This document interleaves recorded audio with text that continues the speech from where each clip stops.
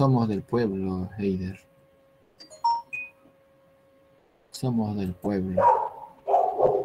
El profesor por naturaleza es del pueblo. Por esencia, el profesor es del pueblo.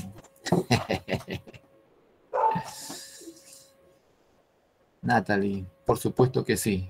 Por supuesto que sí. Totalmente. Muy bien. Ahora sí se puede ver la presentación. ¿Sí se puede ver ya? Sí, profesor. Profesor, Sí, sí, Excelente. puede ver, mi profe. Excelente. Excelente, amigos. Ahora sí. Entonces, puesto que ya se puede ver, iniciemos. Jóvenes, la semana pasada hablamos de literatura y definitivamente la literatura es fantástica, conmueve, emociona, apasiona. El día de hoy vamos a hablar de algo un poco más seco, un poco más, más suelo, algo no tan romántico tal vez, pero necesariamente importante para el curso, ¿de acuerdo? Signos de puntuación y mayúsculas. El día de hoy todo es normativa, así que vamos a intentar hacer la normativa de la manera más llevadera, ¿de acuerdo? Ahí está. Listo. Vamos a hablar de signos de puntuación y de su empleo, por supuesto, y de las mayúsculas, ¿de acuerdo? Las mayúsculas que siempre son, de todas maneras, parte del reto cuando redactamos, ¿de acuerdo? No sé la experiencia de ustedes, pero en el caso mío, durante mi época de secundaria, las chicas eran un poco, por decirlo de alguna manera elegante, eran un poco agresivas en todo caso con los muchachos que escribían cartitas, ¿sí? Secundaria mandaban cartitas amistosas, más o menos como de una especie de fans enamorado, más o menos a las chicas. Y había algunas chicas pues que recibían con cariño esas cartitas, pero habían varias también que eran muy duras con los muchachos y sobre todo con su ortografía. Pero mira este tipo, mira, este es una bestia con V y con Z, mira, más o menos. Y pues su redacción tenía varias debilidades. Así que esas debilidades definitivamente tenemos que haberlas ya superado y en todo caso el curso pretende de alguna manera apuntalar eso. Porque cuando ustedes lleguen a facultad, que va a ser pronto, cuando lleguen a facultad, van a redactar informes, van a redactar monografías, van a redactar documentos y los signos de puntuación y las mayúsculas van a ser una constante que le va a ustedes, en todo caso, presentar su documento de una manera elegante, bien elaborada, bien escrita, ¿de acuerdo? Vamos entonces. Primero que nada, quedemos claros en que los signos de puntuación no pueden romper la línea discursiva del texto, ¿de acuerdo? No pueden quebrarla. Si ustedes ven que un signo de puntuación hace conflicto porque quiebra, separa una parte de la otra cuando deben estar juntas, entonces ese signo no está bien puesto, ¿de acuerdo? Y aquí va justamente la razón para el caso de esta explicación, ¿de acuerdo? Estos signos tienen la función de delimitar las unidades de discurso, o sea, establecen los límites de la unidad de discurso, no pueden quebrarlo, definitivamente no, ¿no? Para facilitar la correcta interpretación de los textos y ofrecer ciertas informaciones adicionales sobre el carácter de esas unidades. Así que me permite establecer los límites de las unidades discursivas, esto es de las oraciones simples o compuestas, y también me permite introducir dentro de la línea discursiva pues algún elemento adicional, una información adicional, ¿de acuerdo?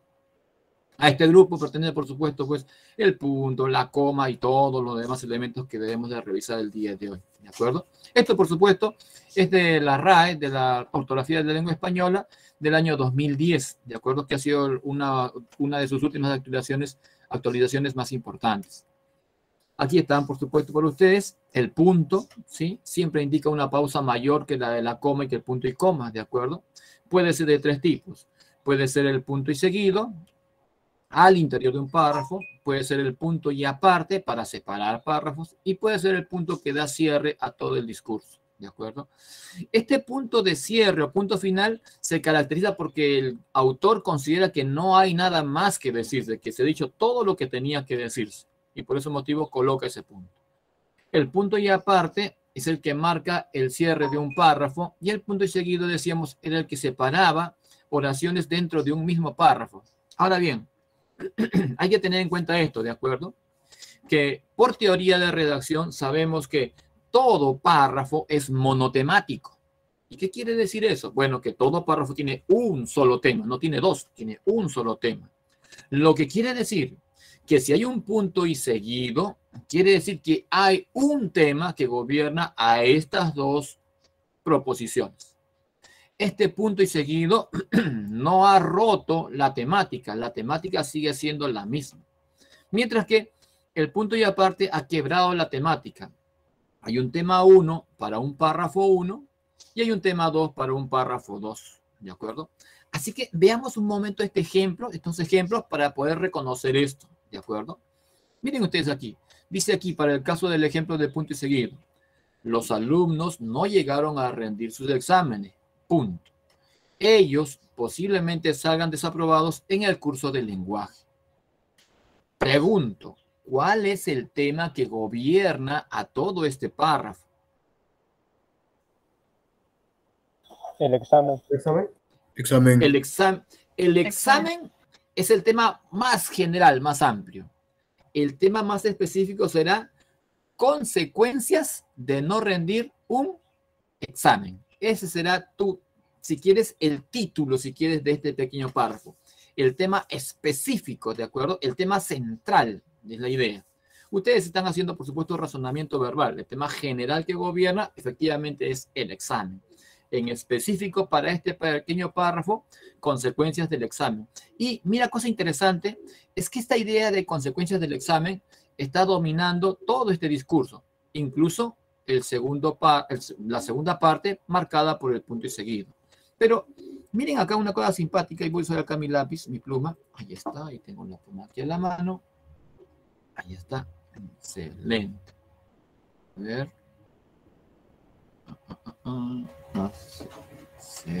Bueno, se configura esto. Aquí, ¿de acuerdo? Ustedes se han dado cuenta de que en esta pausa de uno a otro no hay nexo, no hay conector, no hay un enlace, ¿de acuerdo?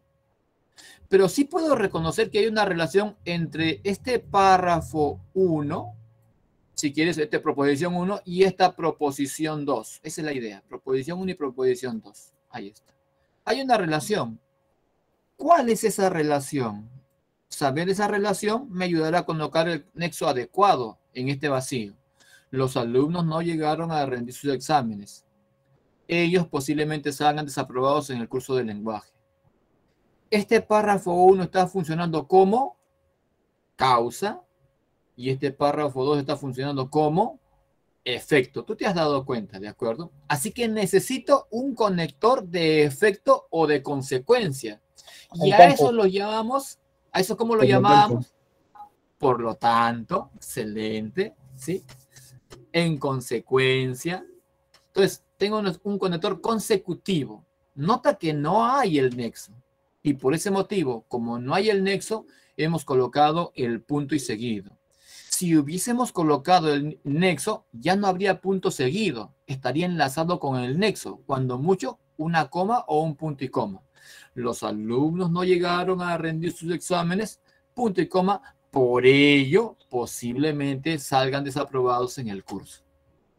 Como he omitido el enlace, tengo que separar las dos ideas, pero como están enlazadas porque están en el mismo tema, usaré un punto y seguido. Si no estuviesen enlazadas en el mismo tema, tendría que usar un punto y aparte. Y acá miren, aquí el ejemplo. El regalo que compramos no le gustó a tu tío, punto y seguido. Él estuvo muy contento por la sorpresa. ¿Cuál es el tema de todo este primer párrafo? Dígamelo, por favor.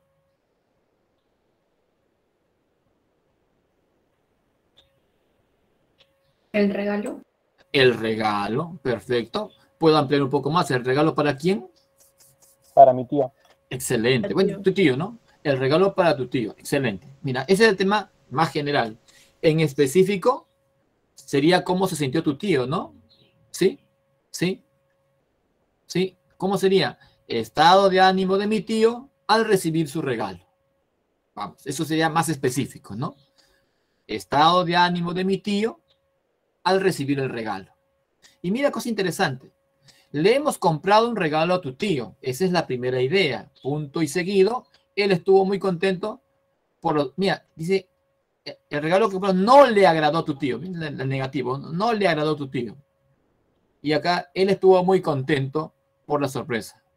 Hay una especie de contradicción, una especie de antítesis, te das cuenta, ¿cierto? Porque si no le ha agradado a tu tío, la lógica es que no esté muy contento, sino que esté muy molesto por la sorpresa. Pero no, él está muy contento. Así que es evidente que entre la proposición 1, por esa contradicción, y la proposición 2 hay una contrariedad. Si tuviese que reemplazar este punto y seguido por un nexo, dime cuál sería.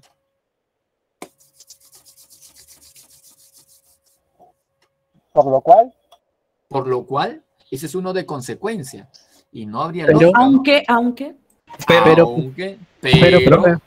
Así es. Y uno en dos palabras, si lo conoces. Uno en dos palabras. Sin embargo, Excelente, ahí está, ¿te das cuenta? Eso es. Espero, aunque, sin embargo. Excelente. Todos son conectores de contraste o, si quieres, conectores adversativos. Y hay una adversión aquí, ¿de acuerdo? Porque efectivamente, si afirmamos que no le ha agradado, la lógica me dice de que no le debe de gustar. Entonces está pasando lo contrario a la lógica.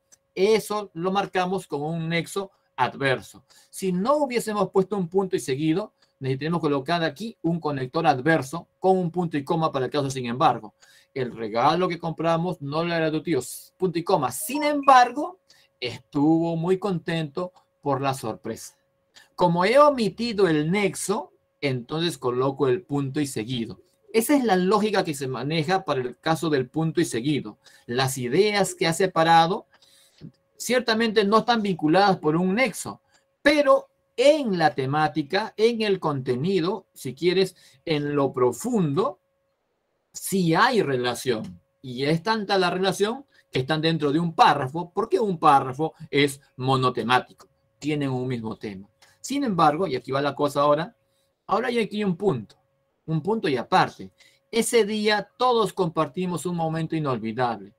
Dijimos que en el primer párrafo el tema era el regalo de tu tío. Más específico, el estado de ánimo de tu tío al recibir el regalo. Ahí está, eso es más específico. Pero este segundo párrafo ya no tiene ese tema, es evidente. Aquí el tema no es cómo se sintió mi tío. Aquí el tema es cómo nos sentimos todos. ¿Sí? Aquí el tema cambió. Por ese motivo es que tengo que usar ahora un punto y aparte, porque este enunciado, si lo hubiese colocado como parte de un punto y seguido, no tendría sentido en este discurso. Entonces, eso es lo que debemos tener claro. Mientras mientras construya una oración en la cual las ideas están anexadas y pueda yo usar un nexo, un conector, entonces estamos dentro de un mismo párrafo. Pero si cambio el eje discursivo, si cambio el tema, entonces debo de pasarlo a un párrafo distinto.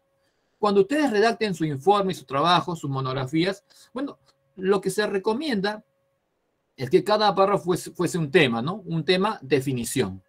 Otro tema, etimología. Otro tema, causas, ¿no? Otro párrafo, causas. Otro párrafo, consecuencias, ¿no? Más o menos de esa manera. Y se va ampliando de esa forma, ¿no? Y si necesito desdoblar, porque un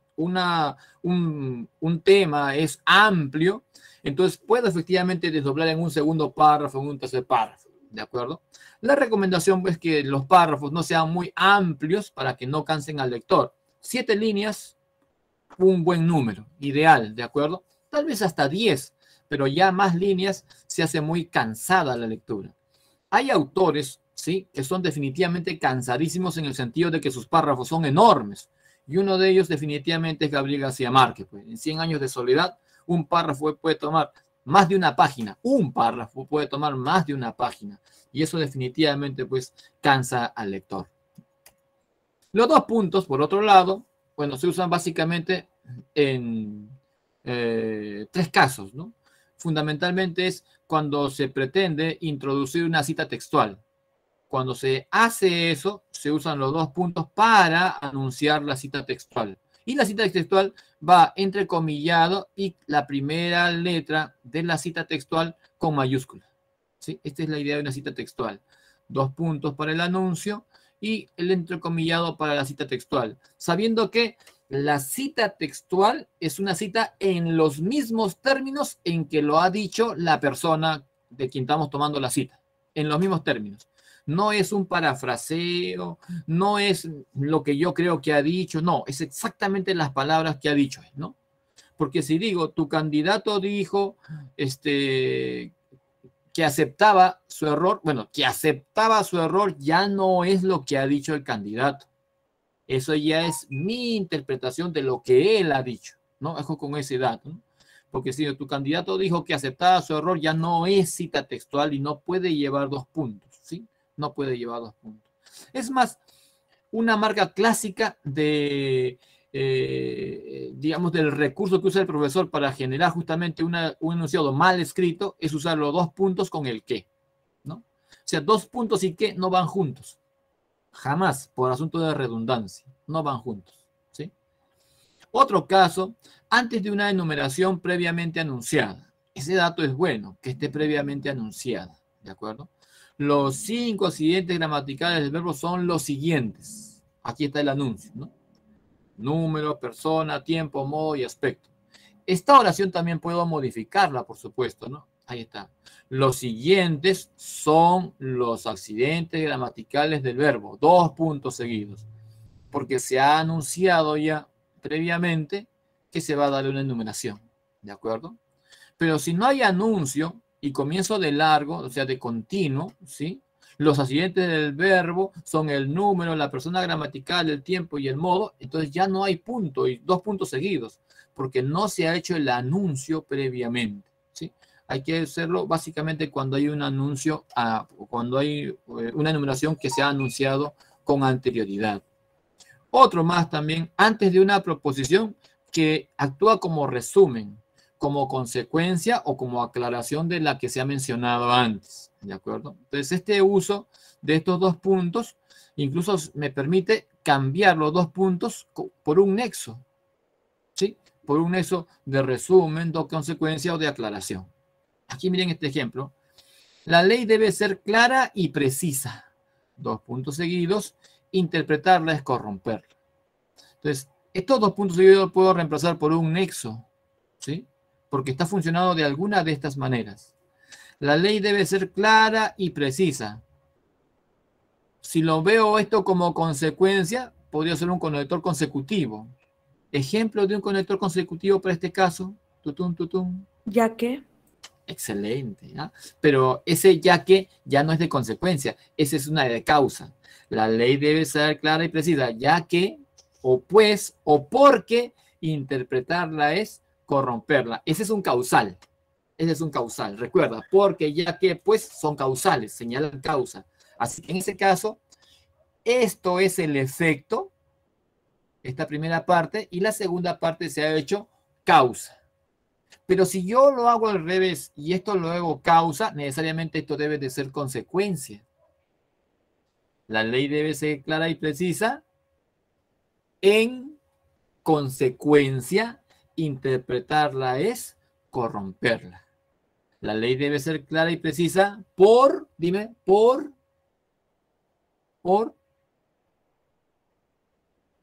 ende. Por ende, excelente. Por ende, interpretarla es corromperla. Qué bonita frase. Por ende, interpretarla es corromperla. ¿De acuerdo? Y también podemos usar una de resumen. En ese caso tendríamos que colocar un conector equivalente, un o sea, en otras palabras, dicho de otra manera. La ley debe ser clara y precisa. Voy a escribirlo esto aquí. Así. Con mi letra de oro, ahí está. O sea. Debido que también, ¿no? Perdón, dime. No, decía, debido que también se puede usar. Ese debido a que es un causal. Así que actuaría también como causa. La ley debe ser clara debido a que interpretarla es corromperla. Esto sería la causa de lo mencionado antes. Un pues, un ya que, un porque, equivalentes. Y o sea, coma adelante y punto y coma, o coma también delante y coma posterior. Ahí va. Y separados, ¿no? La ley debe ser clara y precisa. O sea, interpretarla es corromperla. Así que esos 2 puntos me están sirviendo ¿para qué? Para introducir causa, consecuencia, resumen. Me está permitiendo eso, ¿de acuerdo? Así que eso hay que tenerlo bien en mente, porque ese también es un punto que se emplea muchas veces para generar preguntas de examen. Bien, excelente. El tema de conectores lógicos es un tema que ustedes lo va a perseguir eternamente, no solamente para el ingreso, eternamente. Les va a perseguir en facultad, lo va a perseguir en posgrado, ¿sí? Y en tesis, olvídense. Les va a perseguir de una manera brutal ese tema. Los puntos suspensivos se usan en los siguientes casos. ¿Dónde está mi cursor? Aquí está mi cursor.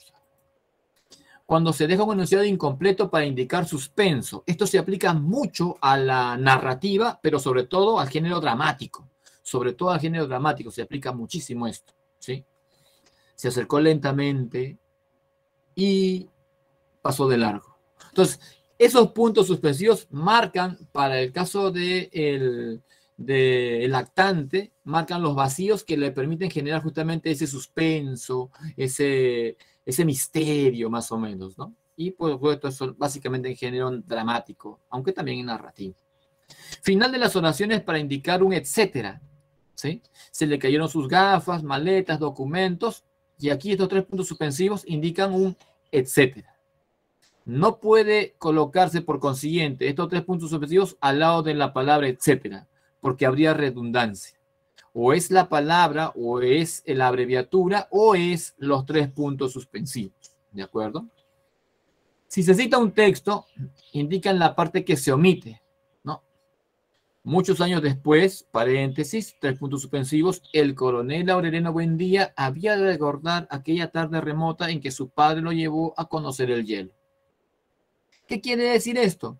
Que el autor ha omitido intencionalmente un fragmento que debería de haber estado allí. ¿Por qué lo omitió? Porque consideró que no era relevante para su caso, para lo que quería explicar, o porque en este caso me es útil dejar esto aquí justamente para explicar el asunto. ¿De acuerdo? También hay un caso adicional en el cual se emplean los 3 puntos suspensivos, ¿de acuerdo? Y siempre son 3, ¿de acuerdo? Cuando quiero dejar un vacío, ¿sí?, en medio del discurso o regularmente al final del discurso para que el lector lo pueda completar, ¿sí? Ese tipo de manejo se ha hecho muy, muy interesante. El escritor, el autor, ha comenzado a jugar con el lector. ¿Y cómo lo hace? Bueno, dejando vacíos, dejando inferencias que el lector necesariamente debe llenar para entender el discurso. Y lo llenamos casi de modo natural, ¿eh? Siempre casi de modo natural. Así que realmente la lectura termina siendo una especie de ejercicio divertido realmente, ¿no? Entonces se podría decir así, ¿no? Así, a ver, ahí está, camarón, ahí está, camarón que se duerme, ahí voy a poner duerme, ahí está, camarón que se duerme, puntos suspensivos, 3 puntitos. ¿Qué es lo que he hecho con eso? Te he obligado a ti a que completes el texto que falta aquí. Por supuesto, es una idea que yo como escritor considero que tú puedes completar, ¿de acuerdo? Considero eso. Y tú lo has completado casi inmediatamente. Casi cuando dije la palabra camarón, casi en ese mismo momento, tú lo estabas completando ya. Ya lo estabas completando. Entonces, ese es un uso muy recurrente también para el uso de los 3 puntos suspensivos. Cuando el autor deja un vacío que espera que el lector pueda completar. También hay un uso adicional muy asociado con esto, en el cual el autor, por un asunto de decoro, no completa el discurso, ¿no? No lo completa intencionalmente, porque considera de que no puede ser tal vez muy agradable, ¿no? Vete a la... Ya tú estás pensando ya sí o no. A la... puntos suspensivos. La misa. Bueno, ¿te das cuenta, sí o no? La tienda. Bueno, con M, la tienda, un poco difícil. Ahí está, ¿no? O sea, eso justamente se usa como recurso de una manera muy, muy, digamos, inteligente de parte del escritor y muchas veces también muy lúdica, ¿sí? Claro que obviamente esto va dirigido a una cultura, porque no en toda cultura podrían entender esto, ¿de acuerdo? No lo podrían entender en toda cultura. Y también, por supuesto, dependería de qué cosa, de conocer un poco el contexto del discurso, Si el contexto es agresivo, si el contexto es de insulto, bueno, pues puedo más o menos completarlo en esos términos, ¿no? Pero si el contexto es de corte religioso, tal vez están yendo a una especie de festejo por el señor de Uruguay, qué sé yo, bueno, tal vez podría tener otra idea, más o menos, ¿no? Aunque regularmente, pues, se entiende mucho mejor en el plano, pues, un tanto más, grosero, más o menos, más chabacano, ¿no? Más chabacano. Ese es otro manejo también para los 3 puntos suspensivos. El empleo de la coma es la más versátil de todas y la que regularmente van a emplear más en el examen justamente para poder explorar su conocimiento. ¿De acuerdo? La coma, por supuesto, indica una pausa más breve que la pausa del punto y coma y que la del punto. Y tiene varios usos y recibe nombre para el caso de la didáctica justamente en función de esos usos que recibe. ¿De acuerdo? De estos usos que tenemos, por supuesto, de estos usos que tenemos, la más evidente de todas siempre es la coma enumerativa. Esta es la más evidente de todas, ¿de acuerdo? Me sirve, por supuesto, para introducir elementos de un mismo tipo y separarlos por una coma, no varios de ellos, ¿no? En este caso varias conjunciones, y, ni, o, en este caso varios sustantivos, Carlos, Sara, Carla, Ana y Sara, etcétera de cosas, ¿de acuerdo? Esa es la coma enumerativa. Y la regla me dice que cuando hay una enumeración, regularmente el último elemento de la enumeración se introduce con una conjunción. Si no hiciese eso, y si lo introdujese con una coma, ya tendría un caso de polisíndeto, ¿de acuerdo? Que también se emplea obviamente para lírica, pero se recomienda este uso. Esta es la coma enumerativa. La coma elíptica es otra coma que ya nosotros tenemos bien claro, porque tiene que ver con la elipsis, que es un tema que hemos visto la semana pasada. ¿Te acuerdas? Se omitía una palabra y en este caso la reemplazábamos por una coma para dejar el registro que algo se ha omitido. Y aquí está el ejemplo, ¿no? La vecina compró frutas, punto y coma, mi hermana, coma, verduras. Este coma, por supuesto, es compró, ¿no? Mi hermana compró verduras. Esta es una oración compuesta en la cual aparece el verbo compró 2 veces, ¿sí? Una de modo explícito en la primera proposición y otra de modo implícito en la segunda proposición. Pero aquí está, ¿no? Mi hermana compró verduras. A eso llamamos una coma elíptica. La otra coma que conocemos también y está asociada con lo que hemos visto la semana pasada es la coma hiperbática, ¿de acuerdo? Esta coma hiperbática me permite reconstruir la oración y cambiar ubicaciones de uno a otro. Habíamos dicho la semana pasada que un hipérbato surgía cuando alterábamos el orden lógico de la oración. ¿Y cuál era el orden lógico de la oración, profesor? Bueno, el orden lógico siempre es el mismo, ¿no? Sujeto, verbo y objeto. Juan compra pan. El profesor está en sala. Los alumnos estudian fervorosamente. Entonces va sujeto, verbo y objeto. Ese es el orden lógico. Cuando lo altero, entonces lo que tengo es un hipérbato, ¿no? Y aquí también ven ustedes. En el auditorio de la universidad, coma, presentaremos nuestro libro.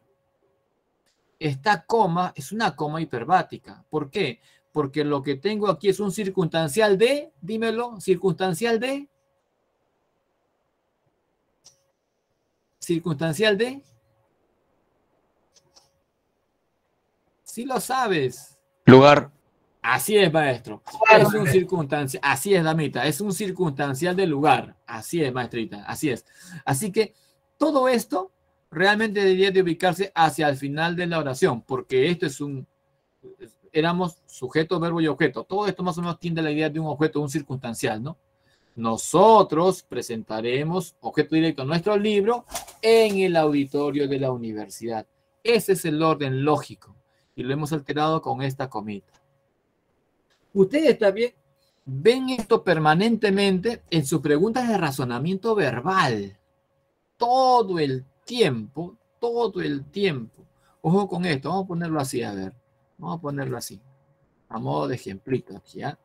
Ahí está. Vamos a hacerlo así, ustedes están viendo esto, voy a completamente aquí, un poquitín más acá para poder hacer más evidente esto, ¿no? En su pregunta de razonamiento verbal para conectores lógicos, escuchen aquí, ¿ya? Cuando el conector lógico, cuando la pregunta número 1, por decir, la pregunta número 1 comienza de esta manera, así, así nunca va a comenzar. Cuando comienza de la siguiente manera, así, con ese vacío, cuando comienza de esa manera, y después, así, a ver, momento. Ya. El escape, minúscula. Ahí está. A ver.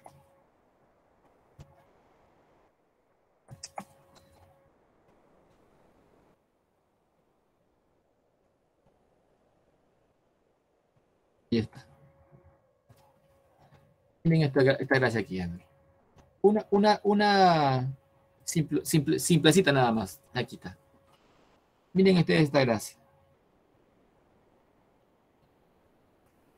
Cuando comienza de esa manera su pregunta de conectores lógicos, ¿qué es lo que quiere decir? Quiere decir que aquí debe haber un nexo.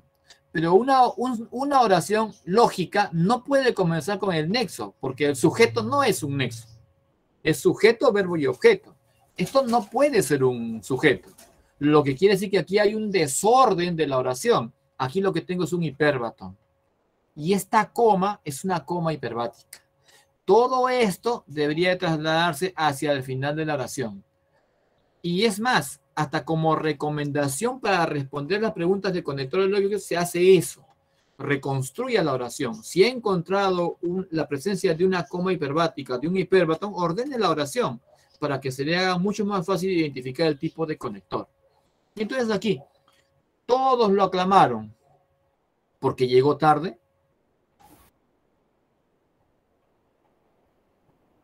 No tiene sentido, ¿no?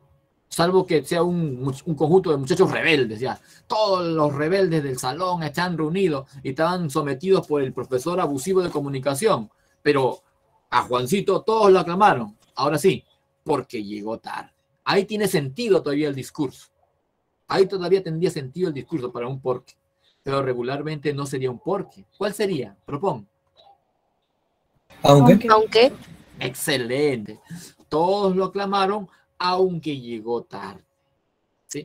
Ese sería el orden lógico. Así que cada vez que ustedes vean al inicio de la oración un conector, un nexo, un enlace, incluso la preposición al, que es un contracto, ya saben que debe haber por ahí un hipérbato. Así, ojo cerrado, ahí hay un hipérbato. ¿Por qué motivo?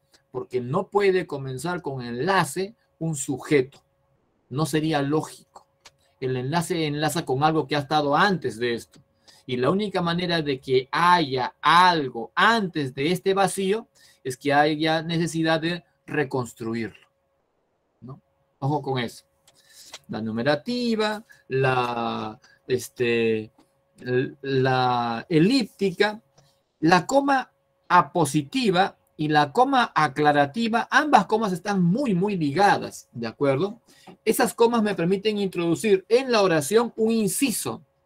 ¿Recuerdas? Habíamos dicho que la puntuación no puede quebrar la oración. Debe marcar los límites de la oración. ¿Sí? Los límites. Pero en el caso de la positiva me permite introducir un elemento que realmente no es propio de la oración. Y está en el punto que no es propio de la oración que puedo sacarlo y no pierde lógica mi discurso. A ese elemento que hemos introducido, eso es lo que llamamos. Si lo introducimos en el sujeto, será una aposición, una coma apositiva. Y si lo introducimos dentro de la oración, dentro del dentro del predicado propiamente, hablamos de una coma aclarativa. ¿De acuerdo? Miren esta coma de aposición. París, aquí está mi coma de aposición. La ciudad luz es capital de Francia. Y habíamos dicho que este elemento no es propio de la oración. Lo puedo omitir, dejo de leerlo y no pierde sentido la oración. París es capital de Francia. No perdió sentido, tiene lógica. A eso llamamos una coma apositiva.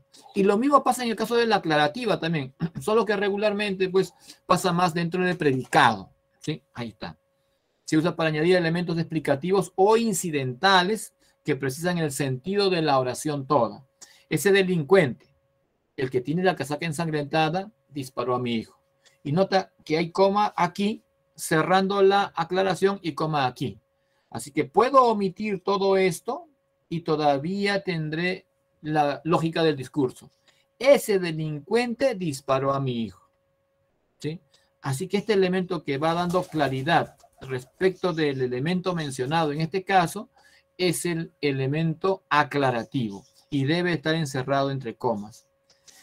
Se dice que cuando ese elemento está encerrado entre comas y no pertenece a la oración, realmente lo que tenemos es una especie de inciso. ¿Sí? Es un inciso. Entonces, la coma positiva y la coma aclarativa me permitiría introducir incisos dentro de la oración. No rompen la lógica de la oración, no lo quiebran. Ingresan un elemento adicional, aclarativo y demás. Otro elemento importante, otra coma importante es la coma vocativa. Esta coma vocativa es recurrente en su examen. Siempre viene esta coma vocativa, todo el tiempo, y los agarran con esta coma vocativa. Miren acá. Me dice, sirve para separar el vocativo de la frase u oración. Recuerda que la coma no puede fracturar la oración. Me permite ingresar elementos dentro de la oración o determinar los límites oracionales. Pero en este caso, separa el vocativo de la frase o de la oración. Y si separa el vocativo de la frase o de la oración y no me debe separar la coma ningún elemento de la oración, ¿qué quiere decir? Quiere decir que el vocativo no es parte de la oración. ¿Sí? El vocativo no es parte de la oración. Ya, profe. ¿Y qué es el vocativo, pues, profe? Bueno, el vocativo es la segunda persona a la que se le dirige el discurso y se ha mencionado. ¿De acuerdo? Si yo menciono a alguien a quien le estoy hablando, entonces esa mención es el vocativo. ¿Sí? Aquí miren, ¿eh? Ricardo, coma, te esperaré toda la tarde, ¿no? Esta coma es una coma vocativa. Ahora, pregunto, esta es la pregunta que todo el tiempo le hacen y gran parte de los chicos caen en esta pregunta. ¿Cuál es el sujeto de esta oración? Yo, sujeto tácito.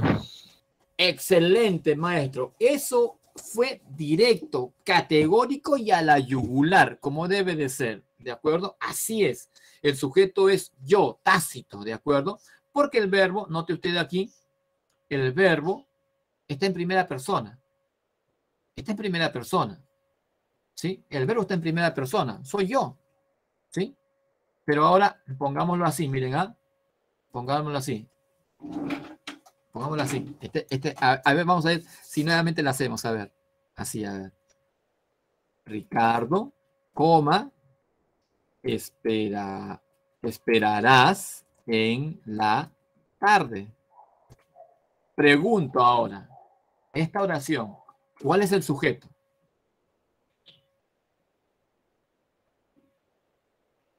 Tú. Perfecto.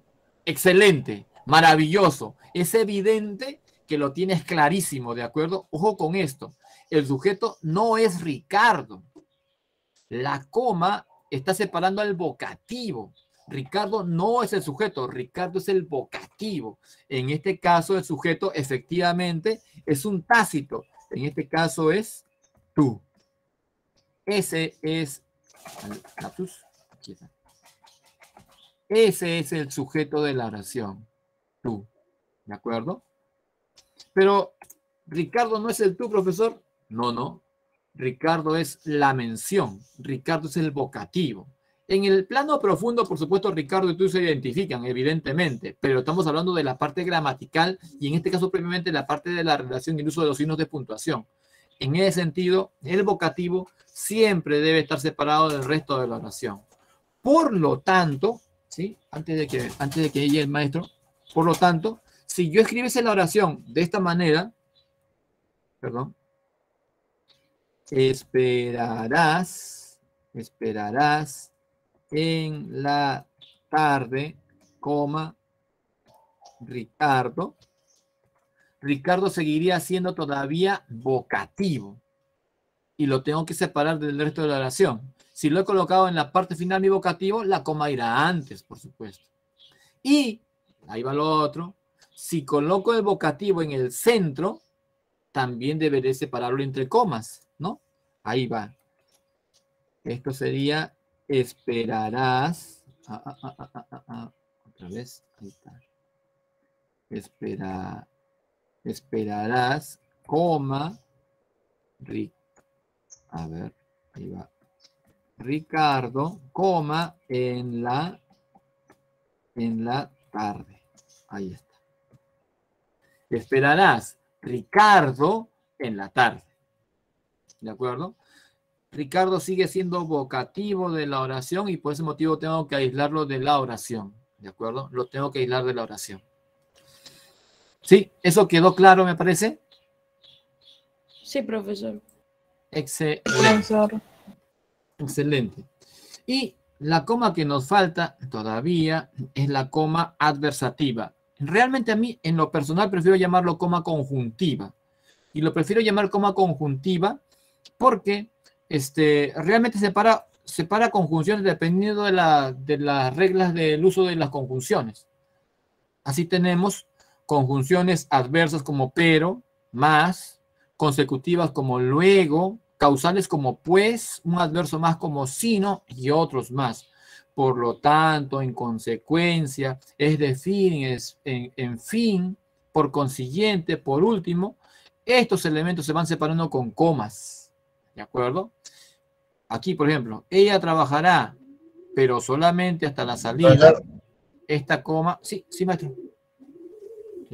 La coma hiperbática, ¿puede explicar otra vez, por favor? Sí, no hay problema. Uso la coma hiperbática para marcar que ha habido una alteración del orden lógico. Con eso separo eso.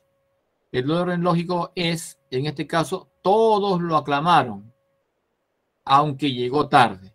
Así que esta coma me ha dicho que todo esto se ha movido del lugar lógico que le correspondía. Todo esto. ¿Sí? Esa coma justamente marca esto. Mira, nota que no hay enumeración. No numera nada. Nota que no hay vocativo. Es una sola coma. Así que no puede haber definitivamente ni aclaración ni puede haber aposición. No hay supresión de ningún verbo. No hay elipsis. ¿Qué es lo que dice esta coma? Esta coma me está diciendo que todo esto que ha comenzado con una conjunción realmente debe irse hacia la parte final de la oración. Se debe de reestructurar. Entonces, eso es lo que hace la coma hiperbática. Me señala que se ha alterado el orden lógico de los elementos oracionales. Eso es lo que me señala la coma hiperbática. Pero la coma conjuntiva, bueno, pues marca la adversión. Si coloco delante de pero, será una coma adversativa. Si coloco delante de luego, ya no será adversativa porque luego no es un conector adversativo, es un conector de consecuencia. Luego, por tanto, en consecuencia. Esas conjunciones, esos nexos, me demandan la presencia de una coma, ya no adversa, sino en todo caso conjuntiva, ¿no? Un concepto mucho más grande de conjunción. Aquí está otro.